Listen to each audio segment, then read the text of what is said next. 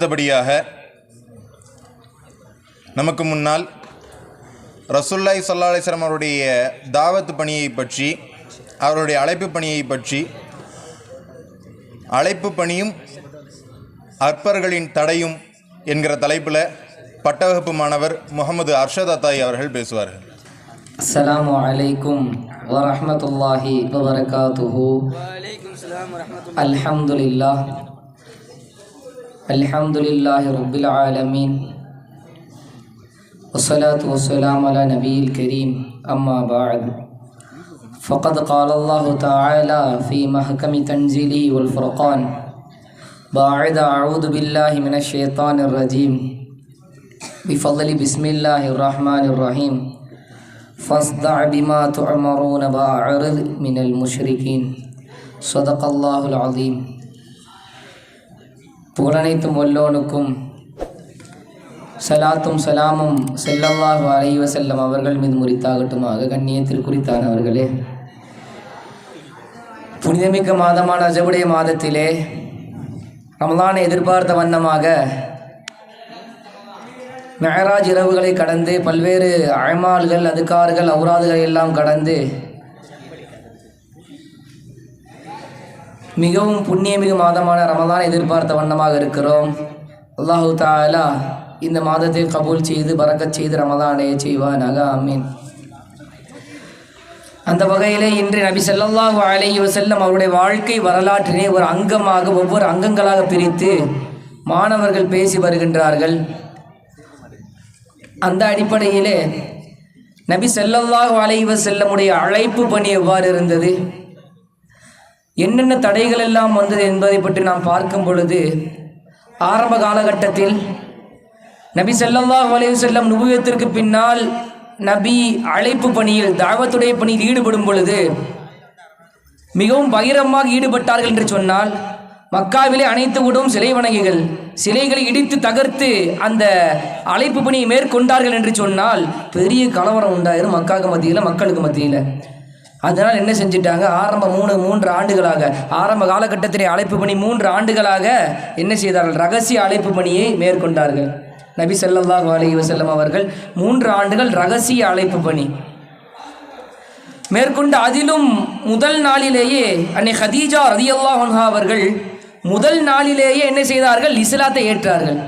அதைத் தொடர்ந்து அலி ரலியல்லாஹு அன்ஹு அவர்களும், அதற்கு முன்னால் ஸைத் இப்னு ஹாரிஸா ரலியல்லாஹு அன்ஹு அவர்களும், அவர்களைத் தொடர்ந்து அபூபக்கர் சித்திக் ரலியல்லாஹு அன்ஹு என்ற இந்த 4 நபர்கள் ரகசிய அழைப்பிலே முதல் நாளே இஸ்லாத்தை ஏற்றார்கள்.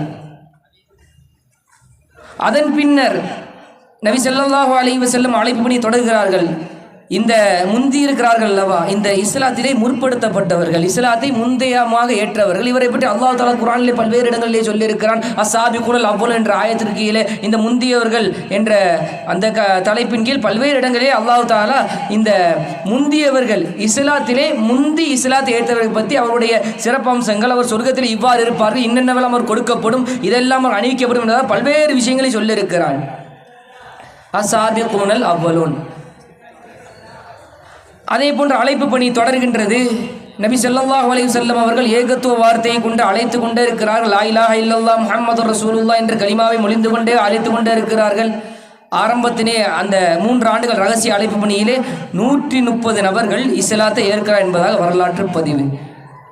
நாம் வரலாறுகளை புரட்டி பார்க்கும் பொழுது, பார்க்கும் பொழுது தெரிகிறது, ஆரம்ப காலகட்டத்திலே ரகசிய அழைப்பின்பால் 130 நபர்கள் இஸ்லாத்தை ஏற்றார்கள். அதன் பிறகு அல்லாஹ் தஆலா குர்ஆன் ஆயத்தை இறக்குகின்றான், வஹி இறக்குகின்றான். ஃபஸ்தஅ பிமா துஅமரூன வஅரித் அனில் முஷ்ரிகீன். நபியே, உங்களுக்கு ஏவப்பட்டதை நீங்கள் தயக்கமின்றி செய்யுங்கள், தயக்கமின்றி அறிவியுங்கள். வஅரித் அனில் முஷ்ரிகீன், நிராகரிப்பவரை விட்டு விடுங்கள் என்பதாக சொல்லுகிறான். இந்த ஆயத்து நபி ஸல்லல்லாஹு அலைஹி வஸல்லம் அவர்கள் ஒரு தைரியம் ஊட்டி ஸல்லல்லாஹு அலைஹி வஸல்லம் அவர் இறங்குகிறார்கள். பகிரங்க அழைப்பின்பால், பகிரங்க அழைப்புக்கு இறங்குகிறார்கள். மக்காவிலும் போய் பகிரங்கமா எல்லாரும் சொல்லுகிறார். இத்தனை நாட்கள் மறைந்து ஒளிந்து அழைப்பு பணி ஏற்பட்ட இஸ்லாம் பகிரங்கமாக அழைக்கப்படுகிறது இந்த ஆயத்து வந்த பின்னாடி. சஃபா மலைக்கு செல்லுகிறார்கள். சஃபா மலையிலே பெரிய கூட்டத்தை கூட்டி சஃபா மலையின் மீது நபி ஸல்லல்லாஹு அலைஹி வஸல்லம் அழைப்பு மணியிலே சொல்லுகிறார்கள். இந்த மலை அப்போ அந்த மக்கள்கிட்ட கேட்குறாங்க, இந்த மலைக்கு பின்னால் உங்களை அழைப்பதற்கு உங்களை தகர்த்துவதற்கு பெரிய கூட்டம் வருதுன்னு சொன்னால் நீங்கள் நம்புவீங்களா அப்படின்னு கேட்காங்களாம். அப்போ அந்த மக்கள் சொல்லுவாங்களாம், யார சூழல் தான், நான் நம்ப ஒன்றும் பிரச்சனை இல்லை, ஏன்னா அவங்கள முழுசாக நம்பியிருக்காங்க ஸல்லல்லாஹு அலைஹி வஸல்லத்தை. அதனால் சொன்னீங்க என்ன சொன்னாலும் நாங்கள் நம்புவோம் அப்படின்றாங்க. அப்படி சொல்லி அழைப்பு விடுக்கிறார்கள், ஏகத்துவத்தை மொழிகிறார்கள். மொழிந்த அந்த கூட்டம் நிறைவடைகிறது. ஒருத்த மட்டும் இருக்கிறான், எல்லாம் போயிட்டாங்க, யாரும் மறுப்பு தெரிவிக்கல. ஒரே ஒருத்த மட்டும் இருக்கிறான். யாருன்னு பார்த்தா நம்ம தலைவர் அபூ ஜஹல் நிற்கிறாப்லங்க. அபூ ஜஹல் மட்டும் அங்கே நின்று என்ன சொல்கிறான்னு சொன்னால், இதை சொல்கிறதுக்கு தான் எங்களை கூப்பிட்டியா, இந்த இவ்வளோ தான் மேட்ரா, இதுக்கு தான் எங்களை கூப்பிட்டீங்களா அப்படின்னு சொல்லிட்டு சஃபா மலையின் மீது ஸல்லல்லாஹு அலைஹி வஸல்லம் அவர்கள் நிற்கும் பொழுது அபூ ஜஹல் சபிக்கிறான், ஸல்லல்லாஹு அலைஹி வஸல்லம் சபிக்கிறான். இறக்கினான் அல்லாஹ் தஆலா ஆயத்தை, தப்பத் யதா அபீ லஹப் என்ற ஆயத்தை. அபீ லஹபின் கரமல் நாசமாகட்டும் என்றான். அபூ லஹபை நாசமாக சபித்து அல்லாஹ் குர்ஆனை இறக்கினான். ஏனென்றால் சர்தாரே ஆயிலம் ஸல்லல்லாஹு அலைஹி வஸல்லம் சபித்தான் அபூ லஹப்.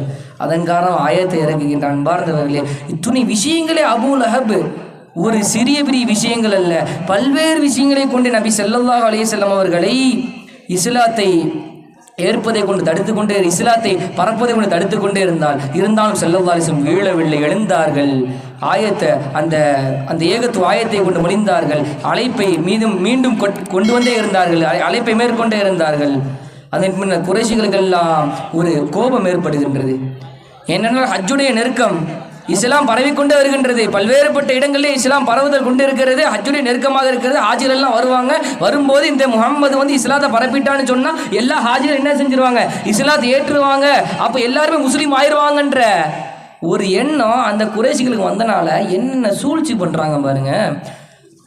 இந்த முஹம்மதை நம்ம என்ன சொல்லிடலாம், ஏன்னா எப்படி ஹாஜிகள் வந்த போகிறோம் முஹம்மது இஸ்லாத்தை அழைப்பின்பால் அழைப்பார்கள். அப்போ முஹம்மதை நம்ம ஏதாவது தப்பாக சொல்லி வைக்கணும். அந்த அடிப்படையில் என்ன செய்கிறாங்க, இவன் நம்ம என்ன செஞ்சிடலாமா, ஜோசியக்காரன் சொல்லிடலாமா, இல்லை கவிஞன் சொல்லிடலாமா, சூனியன் சொல்லிடலாமா, இப்படிலாம் யோசிக்கிறாங்க.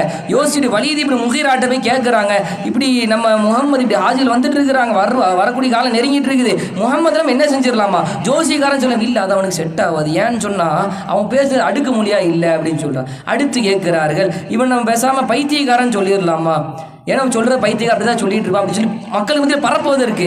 அப்போ அதுவும் அவனுக்கு பைத்தியத்துக்கு உண்டான அடையாளம், மஜ்னூனுக்கு உண்டான அடையாளம் எதுவும் அவனுக்கு இல்லை, முஹம்மதுக்கு இல்லை. அதனால் நம்ம மஜ்னூன்னு சொன்னால் சரிப்பட்டு வராது. அடுத்து கவிஞர் என்று சொல்லிவிடலாமா என்பதாக யோசித்து அதுவும் வேண்டாம், சூனியக்காரன் என்று சொல்லிவிடலாமா, இவன் பேச்சு முடிச்சு போடுவதை போன்று எதுவுமே தெரியவில்லையே, அதுவும் வேண்டாம் என்பதாக அப்பொழுதும் அத்துணை கருத்து வேறுபாடுக்கு உட்பட்டு சூனியக்காரன் என்று சொல்லி பரப்பி விட்டார்கள் மக்களுக்கு மத்தியிலே.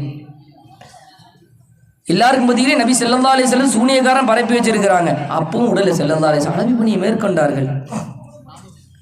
இது மட்டும் இல்லை, அவர்கள் பட்ட துன்பங்கள், அழைப்பு பணியிலே பட்ட துன்பங்கள் ஏராளம். ஸல்லல்லாஹு அலைஹி வஸல்லம் அழைப்பு பணி விடுத்தாங்கன்னு சொன்னா, ஒருத்தங்களுக்கு இஸ்லாத்தை அழைச்சாங்கன்னு சொன்னா, பின்னாலின் அபூ லஹப் என்ன சொல்லுவானா, இவன் பொய்யன் என்று சொல்லுவானா அபூ லஹப். இந்த அளவு துன்பப்படுத்தினான் அபூ லஹப் நபி ஸல்லல்லாஹு அலைஹி வஸல்லம் அவர்களை. ஆனாலும் ஸல்லல்லாஹு அலைஹி வஸல்லம் பொருட்படுத்தவில்லை. குறைஷி மக்களுக்கு மத்தியிலே மீட்டிங் போட்டு அபூ லஹப் பேசிட்டு இருக்கிறான். நபி என்ன செய்வாங்களோ தொழு வருவாங்க, கள்ளத்துக்கு போட்டு மண்டையில் ஓட்ட உடச்சிடுறேன் அப்படின்ட்டு. அதே மாதிரி பேச வரான், பெரிய பாறாங்களுக்கு தான் தலையிலே சஜ்ஜா சேம்பு போட்டுடுறேன் அப்படின்ட்டு அபூ லஹப் சொல்லி பேசியிருக்கிறான். அதே மாதிரி ஸல்லல்லாஹு அலைஹி வஸல்லம் தொழுது வர்றாங்க. வந்து போகிறோம், அதே மாதிரி கல்லை தூக்கிட்டு என்ன செய்யறான் அபூ லஹப் போகிறான், பேச தலையில் போடுறதுக்கு சஜ்ஜா தலையில் போடுறதுக்கு போகும்போது கல் விழுகல்ல, காரணம் கையில் ஒட்டிச்சு. கல் கையில் ஒட்டிச்சு, கல் கீழே விழுவல்ல. அதுக்கப்புறம் கேட்கப்படுது அபூ லஹப், ஏன் இப்படி தான் பெரிய வீராப்பா பேசிட்டு போனியப்பா, என்னாச்சு, கல்லை போட்டுருவோம் மண்டையை உடச்சிடும் அப்படி இப்படின்னு சொல்லிட்டு இருந்துறியே, ஏன் செய்யலன்னு அபூ லஹப்கிட்ட கேட்கப்படும் போது அபூ லஹப் சொல்கிறானா, நான் போடலான்னு தான் போனேன், கல் என் கையிலேருந்து உழுகலை, கல் என் கையிலே ஒட்டிக்கிச்சு. அது மட்டும் இல்லாமல் பெரிய ஒட்டகம் என்னை கவ்வுவதே போன்று வந்தது, பெரிய ஒட்டகம் என்னை முழுசாக முழுங்குற மாதிரி வந்துச்சு, அதனால தான் வந்துட்டேன் அப்படின்னு சொன்னால் அபூ லஹப். பெரியார்கள் சொல்லுகிறார்கள், அந்த பெரிய ஒட்டகம் என்பது அது ஜிப்ரீல் அலைஹிஸ்ஸலாத்து வஸ்ஸலாம் அவர்களாக இருக்கலாம் என்பதாக. இதே போன்று ஏராளமான விஷயங்களை நபியிடம் செய்தார்கள், துன்புறுத்தினார்கள், கஷ்டப்படுத்தினார்கள். அன்பார்ந்தவர்களே, நபியை துன்யாவின் மீது ஆசை காட்டினார். இது வேணுமா அது வேணுமா சொல்லி எவ்வளோ பிரச்சனை நாங்கள் தர்றோம், ஆனால் இஸ்லாத்தை மட்டும் விட்டுரு சொன்னார். கேட்கவே இல்லை ஸல்லல்லாஹு அலைஹி வஸல்லம். ஒளிந்தார்கள். அஹது என்ற ஒரே உலகத்தில் இருந்தார்கள். சொன்னார்கள், குறைஷிகள் எனக்கு ஒரு சலுகை தேவைப்படுது, உங்களுடைய இறைவனை நாங்கள் வணங்கிக்கிறோம், ஆனால் எங்களுடைய இறைவனை நாங்கள் என்ன செய்வோம், வணங்குவோம் அப்படின்னு குறைஷிகள் என்ன செய்கிறாங்க, சலுகை கேட்குறாங்க. இப்படியெல்லாம் குறைஷிகள் இஸ்லாத்தை அவமானப்படுத்துகிறார்கள். இப்னு அப்பாஸ் அறிவிக்கின்ற ஒரு ஹதீஸ், அல்லாஹ் தஆலா கூறுகிறான், நீங்கள் எங்கள் கடவுளை ஒரு லேசா கொஞ்சமா தொடுங்க, நான் உங்க கடவுளை முழுசா ஏத்துக்கிறோம்னு சொல்றாங்களா அப்படின்னு அல்லாஹ் தஆலா கேட்கிறான். அவங்களுக்கு இறக்கப்பட்ட ஆயத்து குல்யா அய்யுல் காஃபிரூன், அது பிரபலமான ஆயத்து. காஃபிர்களுக்கு இறக்கப்பட்ட ஒரு ஆயத்து, காஃபிர்கள் இறக்கப்பட்ட குல்யா அய்யுல் காஃபிர் என்ற ஆயத்தை அல்லாஹ் தஆலா இறக்குகின்றான். கண்ணியத்திற்கு குறித்தானவர்களே, துணை விஷயங்களை நபி ஸல்லல்லாஹு அலைஹி வஸல்லம் அழைப்பு பணியின் போது இன்னும் ஏராளமான துன்பங்களை பட்டார்கள். அபூ லஹப் நபி ஸல்லல்லாஹு அலைஹி வஸல்லம் தொழுகும் போது கழுத்திலே தோளிலே ஒட்டக கழிவை கொண்டு போட்டான். எழுந்தார்கள் ஃபாத்திமா, அன்னை ஃபாத்திமா ரலியல்லாஹு அன்ஹா அவர்கள் எதிராக துஆ செய்தார் அபூ லஹபிற்கு. அந்த துஆவுடைய கபூல் எங்க தெரியுமா இருந்தது? அலைக்கு மறுநாள் பத்ரிலே அந்த துஆ கபூல் ஆச்சு. நபியை துன்பப்படுத்தினவர்கள் பத்ரிலே இறந்து போய்விட்டார்கள். அந்த அளவிற்கு அபூ லஹப் கொலை செய்யப்பட்டான் என்பதாக நாம் வரலாறுகளை பார்க்கிறோம். அன்பார்ந்தவர்களே, நபியின் வீட்டு வாசலே சூனியத்தை வைப்பான், கால்களில் ஆணிகள் எல்லாம் குத்திக் கொள்ளும், பொருட்படுத்த மாட்டார்கள் ஸல்லல்லாஹு அலைஹி வஸல்லம். எழுந்தார்கள் இஸ்லாத்தை பரப்புவதற்கு, சென்றார்கள் இஸ்லாத்தை அழைப்பதற்கு. கண்ணியத்து குறித்தானவர்களே, இது மட்டுமல்ல, தாயிஃபிலே மக்கள் செல்லும் பொழுது, தாயிஃபிலே மக்களை அழைப்பின்பால் அழைக்கும் பொழுது என்ன செய்தார்கள்? கல்லால் அடித்தார்கள், கல்லால் அடித்தார்கள். அதையும் பொருட்படுத்தினார்கள்.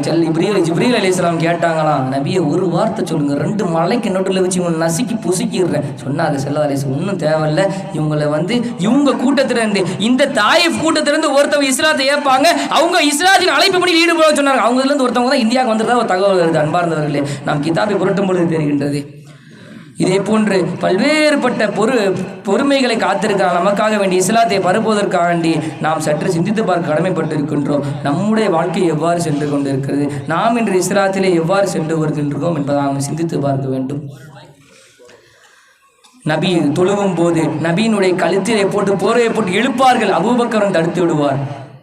இவ்வாறெல்லாம் நபியை கொடுமைப்படுத்தினார்கள். ஆனால் நபி ஸல்லல்லாஹு அலைஹி வஸல்லம் அவர்கள் தன்னுடைய உம்மத்து நாளை மறுமைகளை சபா செய்யும் பொழுது, கால ஈசா ரப்பி ரப்பி, கால மூசா ரப்பி ரப்பி, பல் கால முஹம்மது ஸல்லல்லாஹு அலைஹி வஸல்லம் உம்மதி என்ற முழங்கக்கூடிய ஒரே நபி நமது நபி, இறுதி நபி ஸல்லல்லாஹு அலைஹி வஸல்லம் என்று கூறி வாய்ப்பளித்த மிக நன்றி கூறி என்னுடைய உரைக்கு திரையிடுகிறேன். வமா தௌஃபீகி இல்லா பில்லாஹ் அலைஹி தவக்கல்து வ இலைஹி முனீப் வ ஆகிரு தஅவானா அல்ஹம்துலில்லாஹி வஸலாம்.